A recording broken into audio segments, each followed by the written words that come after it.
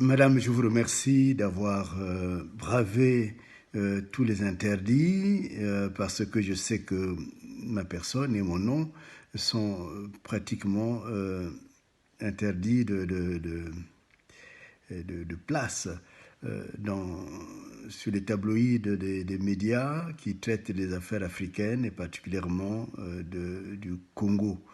Euh, c'est un choix qui a été fait, mais un choix que je trouve déplorable. Et vous avez eu ce courage et je promets que je ne... Comment on appelle ça? Je garderai secret votre nom également. Je ne dévoilerai pas la grande institution à laquelle vous appartenez.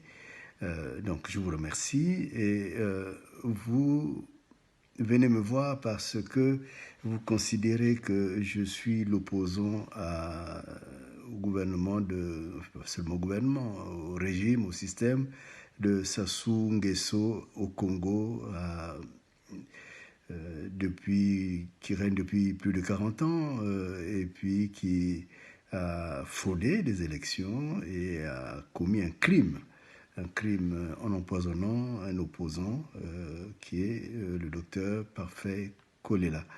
Euh, Cela, oui, je le suis. J'ai toujours été opposant et je considère que quand je vois le silence qu'il y a autour de la mort de M.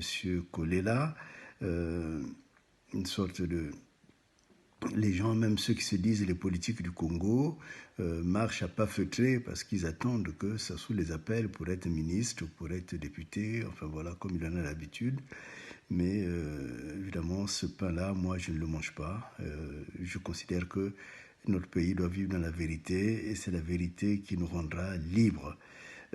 Vous me demandez, en fait, la raison pour laquelle vous êtes déplacé, c'est que il court une rumeur qui enfle de plus en plus et qui risque même d'avoir des conséquences très graves sur les intérêts français.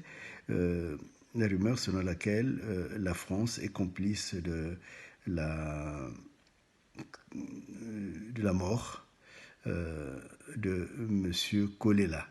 Euh, Cette rumeur existe, en effet.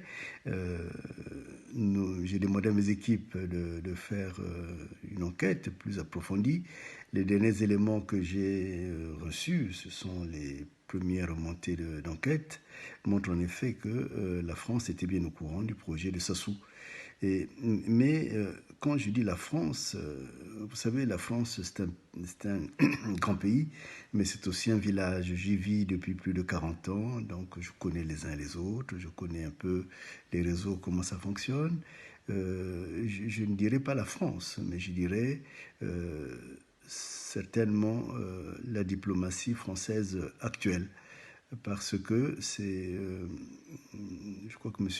Le Drian a fait le choix de soutenir Sassou Nguesso, d'être pratiquement sa caution. Et je pense que M.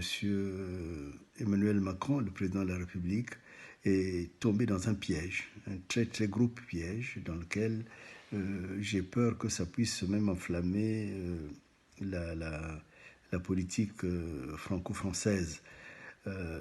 Parce que, je l'ai dit plusieurs fois, j'ai dit que la France avait l'opportunité de pouvoir penser sa diplomatie dans les temps qui viennent. Mais je pense que le choix de M. Le Drian est un choix euh, un peu qu'on appelle ça, je dirais, c'est la France, la diplomatie à l'ancienne. La diplomatie à l'ancienne qui consiste à avoir ce qu'on peut appeler des checkpoints humains. C'est-à-dire qu'on a un Sassou, donc c'est Sassou qui garantit tous les intérêts de la France envers sur le Congo. On a telle personne, donc c'est cette personne. Et je crois que cette diplomatie a montré ses limites. On a vu le cas au Mali. Euh, la France est pratiquement expulsée. On a vu le cas en Centrafrique, où la France est plus que marginalisée. On a vu cela aussi dans tous les débats qui ont été menés par rapport à la France-Afrique. La France est soupçonné, et on l'avait vu aussi bien avant ce gouvernement, à l'époque de Sarkozy, une chose extraordinaire. Sarkozy, en tant que président de la République, avait été hué aux obsèques d'Oma Bongo, ce qui s'est jamais vu.